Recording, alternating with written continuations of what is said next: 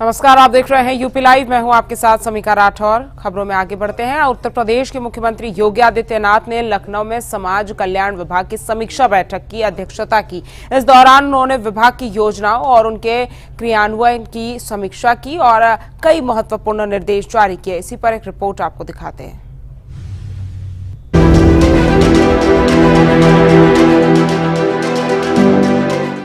लखनऊ के लोक भवन में मुख्यमंत्री योगी आदित्यनाथ ने समाज कल्याण विभाग की उच्च स्तरीय समीक्षा बैठक की। बैठक में समाज कल्याण मंत्री असीम अरुण, प्रमुख सचिव समाज कल्याण और कई वरिष्ठ अधिकारी मौजूद रहे। सीएम योगी ने वृद्धावस्था पेंशन, निराश्रित महिला पेंशन और कुष्ठ रोगियों के लिए पेंशन योजनाओं की प्रगति की मुख्यमंत्री ने निर्देश दिए। कहा कि इन योजनाओं का लाभ हर पात्र तक समयबद्ध तरीके से पहुँचाया जाए। सीएम ने विशेष रूप से वृद्धावस्था पेंशन योजना के तहत पात्र लाभार्थियों की पहचान और उनके खातों में समय पर पेंशन राशि हस्तांतरण पर जोर दिया। उन्होंने अधिकारियों को निर्देश दिया कि आधार कार्ड और बैंक खातों से संबंधित समस्याओं को तत्काल हल किया जाए, ताकि किसी भी लाभार्थी को पेंशन से वंचित न होना पड़े। इसके अलावा कुष्ठ रोगियों के लिए विशेष पुनर्वास योजनाओं को प्रभावी ढंग से लागू करने के लिए एक योजना तैयार करने को भी कहा। समाज कल्याण विभाग की ओर से संचालित छात्रवृत्ति योजनाओं की भी समीक्षा की गई और योगी ने ये सुनिश्चित करने को कहा कि मेधावी और जरूरतमंद छात्रों को समय पर छात्रवृत्ति मिले। लखनऊ में सीएम योगी आदित्यनाथ की इस समीक्षा बैठक ने समाज कल्याण विभाग की योजनाओं को और प्रभावी बनाने का रोड मैप तैयार किया। बुजुर्ग, निराश्रित और जरूरतमंद लोगों के कल्याण के लिए सरकार की प्रतिबद्धता को दोहराते हुए सीएम योगी ने अधिकारियों को सख्त निर्देश दिए कि योजनाओं में किसी भी तरह की लापरवाही बर्दाश्त नहीं होगी। ये बैठक उत्तर प्रदेश में सामाजिक समावेशन और कल्याण के प्रति सरकार के संकल्प को दर्शाती है। ब्यूरो रिपोर्ट, सूर्य समाचार। और देखिए, जम्मू कश्मीर के पहलगाम में हुए आतंकी हमले में मारे गए कानपुर के शुभम द्विवेदी का पार्थिव शरीर उनके पैतृक गांव पहुंचा। उत्तर प्रदेश के मुख्यमंत्री योगी आदित्यनाथ ने शुभम के परिवार से मुलाकात कर सांत्वना दी और आतंकियों के खिलाफ कड़ी कार्रवाई का भरोसा दिलाया। एक रिपोर्ट इस पर आपको दिखाते हैं।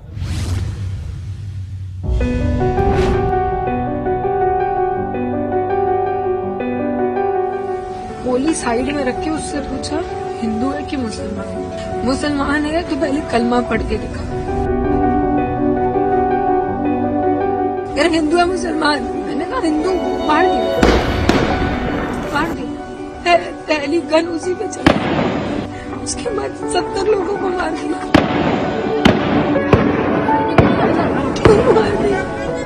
जम्मू कश्मीर के पहलगाम में 22 अप्रैल को हुए आतंकी हमले में कानपुर के शुभम द्विवेदी की जान चली गई।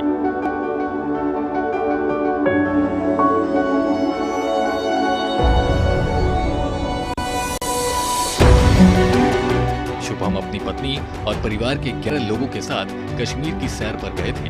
वाईसरन घाटी में आतंकियों की गोली का शिकार हो गए। बुधवार देर रात शुभम का पार्थिव शरीर लखनऊ एयरपोर्ट पहुंचा, जहां डिप्टी सीएम ब्रजेश पाठक ने श्रद्धांजलि दी। इसके बाद शव को राजकीय सम्मान के साथ कानपुर के हाथीपुर गांव लाया गया।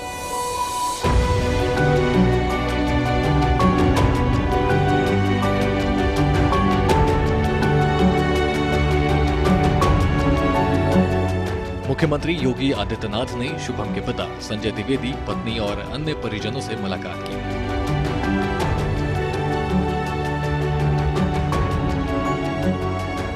इस दौरान यूपी बीजेपी अध्यक्ष भूपेंद्र चौधरी और विधानसभा अध्यक्ष सतीश महाना भी मौजूद रहे।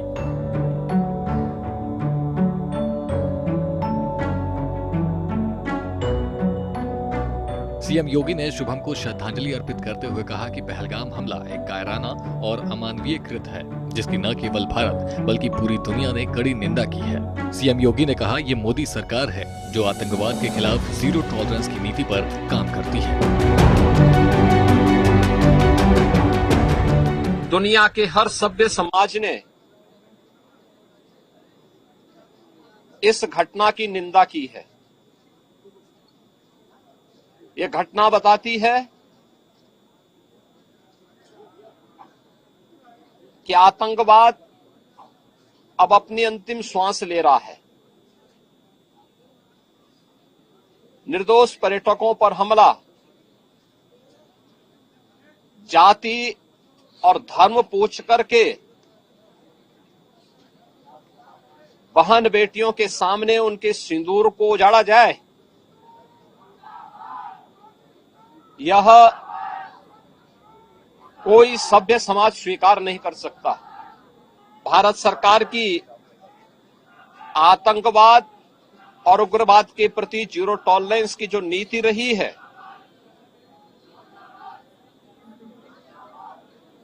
वह प्रभावी ढंग से आतंकवाद का नेस्तनाबूद करेगी। और आपने देखा होगा कल इसकी शुरुआत, इसके ताबूत पर अंतिम कील ठोकने की शुरुआत हो चुकी है। पहलगाम आतंकी हमले में शुभम द्विवेदी की हत्या ने कानपुर के हाथीपुर गांव को गम में डुबो दिया। सीएम योगी की मुलाकात और आतंकवाद के खिलाफ उनके कड़े तेवर ने परिवार को ढाढ़स बंधाया है। सवाल ये है कि आखिरकार आतंकवाद की कब्र पर आखिरी कील कब ठोकी जाएगी। ब्यूरो रिपोर्ट, सूर्य समाचार। और इस वक्त एक बड़ी खबर लखनऊ से सामने आ रही है, जहां पर यूपी एसटीएफ ने 4 बदमाशों को गिरफ्तार कर लिया है। बड़ी जानकारी, यूपी एसटीएफ ने 4 बदमाशों को गिरफ्तार कर लिया है। लखनऊ से ये बड़ी खबर, मुठभेड़ के बाद 4 तस्करों को काबू किया है। उत्तर प्रदेश एसटीएफ ने ये बड़ी कार्रवाई की है और तस्वीरें भी चारों बदमाश की सामने आ गई है, आपको हम दिखा रहे हैं। यूपी एसटीएफ ने 4 बदमाशों को गिरफ्तार कर लिया है। तो ये बड़ी कार्रवाई यूपी एसटीएफ ने की है। मुठभेड़ के बाद 4 तस्करों को काबू किया गया है। बड़ी खबर आप तक पहुंचा रहे हैं। बागपत से 4 आरोपियों को गिरफ्तार किया गया है और आरोपियों से 9 पिस्टल, 28 कारतूस बरामद हुए हैं। ये बड़ी कार्रवाई यूपी एसटीएफ ने की है। आगे की कार्रवाई में पुलिस जुट चुकी है।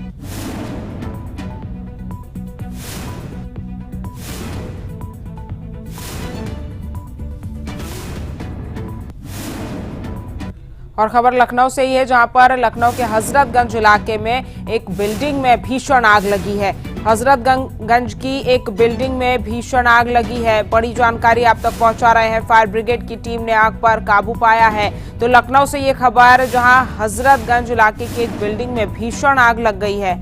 और तस्वीरें भी देख सकते हैं आप किस तरह से भीषण ये आग लगी है और आग का गुबार आसमान में छाया हुआ नजर आ रहा है। फायर ब्रिगेड की टीम ने हालांकि आग पर अब काबू पा लिया है, लेकिन भीषण आग ये लगी थी। और लखनऊ के हजरतगंज इलाके में एक बिल्डिंग में ये भीषण आग लगी, जिसके बाद फायर ब्रिगेड की टीम मौके पर पहुंची और आग पर काबू पा लिया गया। शॉर्ट सर्किट आग लगने की वजह बताई जा रही है।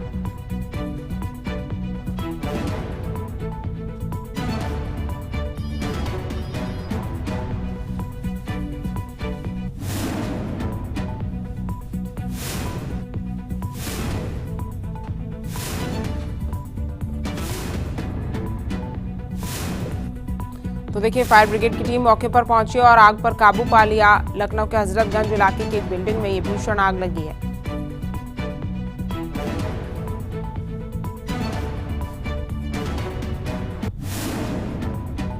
और देखिए, लखनऊ की एलडीए कॉलोनी में भीषण आग ने भारी तबाही मचाई। सहादगंज थाना क्षेत्र में बसी झुग्गी झोपड़ियों में आग लगी और इससे करीब 40 झोपड़ियां जलकर राख हो गई। कई गैस सिलेंडरों के धमाकों से इलाके में दहशत फैल गई। राहत की बात रही कि इस हादसे में किसी के हताहत होने की कोई खबर नहीं है। एक रिपोर्ट इस पर आपको दिखाते हैं।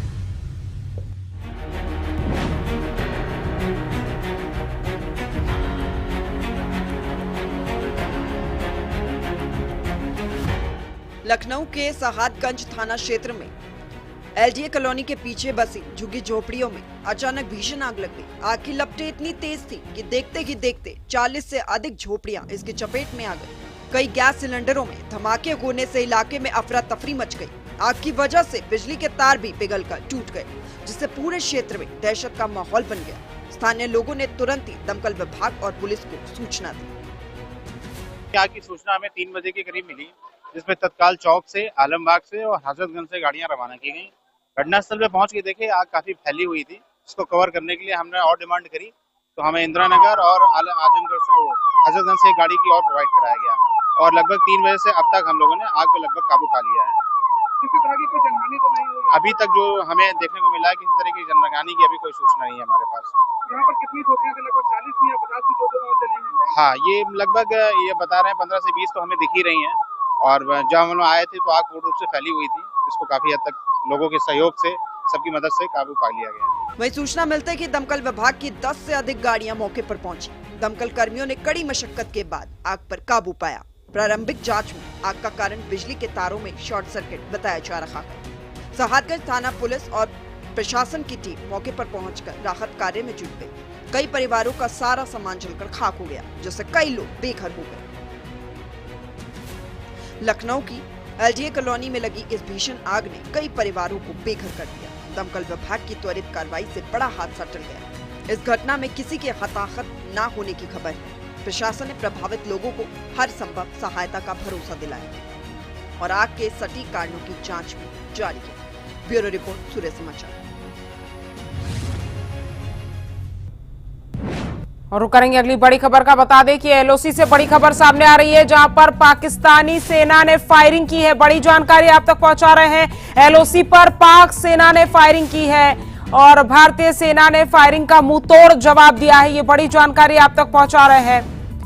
और आर्मी चीफ उपेंद्र द्विवेदी कश्मीर दौरे पर रवाना हुए हैं। तो देखिए, पाकिस्तान अपनी हरकतों से बाज नहीं आ रहा है। अब एलओसी पर पाकिस्तानी सेना ने फायरिंग की है, जिसका जवाब भारतीय सेना मुंहतोड़ दे रही है। एलओसी पर पाक सेना ने फायरिंग की है, बड़ी खबर आप तक पहुंचा रहे हैं। और भारतीय सेना ने फायरिंग का मुंहतोड़ जवाब दिया है। पाकिस्तान अपनी हरकतों से बाज नहीं आ रहा है। रस्सी जल गई पर बल नहीं गया, और यही वजह है कि अब मुंहतोड़ जवाब भारतीय सेना की तरफ से पाकिस्तान को मिलने वाला है। आला अफसरों के साथ सुरक्षा की समीक्षा करेंगे। आर्मी चीफ भारत के अब कश्मीर जा रहे हैं। भारतीय सेना ने फायरिंग का मुंहतोड़ जवाब दिया। ये बड़ी जानकारी आप तक पहुंचा रहे हैं। एलओसी पर पाकिस्तानी सेना ने फायरिंग की है, ये बड़ी खबर आप तक पहुंचा रहे हैं। देखिए, पाकिस्तान लगातार अपनी हरकतों से बाज नहीं आ रहा है। भारत से पंगा लेने की पुरानी फितरत पाकिस्तान की नहीं गई है। चलिए खबरों में आगे बढ़ते हैं। लखनऊ सीतापुर हाईवे पर तेज रफ्तार का कहर एक बार फिर लोगों की जान का दुश्मन बन गया। बख्शी का तालाब थाना क्षेत्र में हुए भीषण सड़क हादसे में एक ही परिवार के 2 लोगों की दर्दनाक मौत हो गई, जबकि कई अन्य घायल हो गए हैं। इसी पर एक रिपोर्ट आपको दिखाते हैं।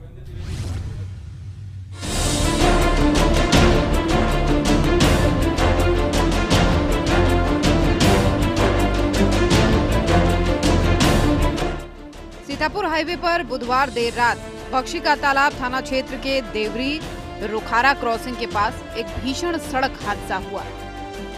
तेज रफ्तार कार ने सड़क किनारे खड़े ट्रैक्टर ट्रॉली में पीछे से जोरदार टक्कर मार दी।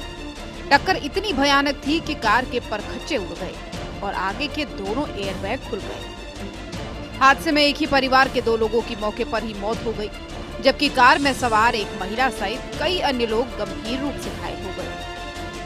घायलों को तुरंत नजदीकी अस्पताल ले जाया गया, जहां उनकी हालत नाजुक बनी हुई है। पुलिस की प्रारंभिक जांच में सामने आया कि कार चालक को नींद की झपकी आने के कारण ये दर्दनाक हादसा हुआ।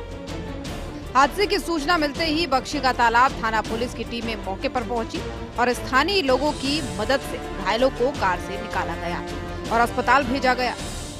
पुलिस ने शवों को पोस्टमार्टम के लिए भेज दिया है और हादसे की गहन जांच शुरू कर दी है। ट्रैक्टर ट्रॉली चालक की तलाश भी की जा रही है।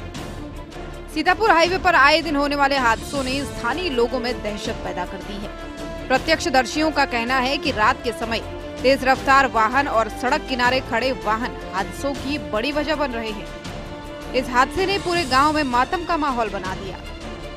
सीतापुर लखनऊ हाईवे पर यह भीषण हादसा तेज रफ्तार और लापरवाही का दुखद नतीजा है। 2 लोगों की मौत और कई घायलों की हालत ने एक बार फिर से सड़क सुरक्षा पर सवाल खड़े कर दिए हैं। ब्यूरो रिपोर्ट, सूर्या समाचार।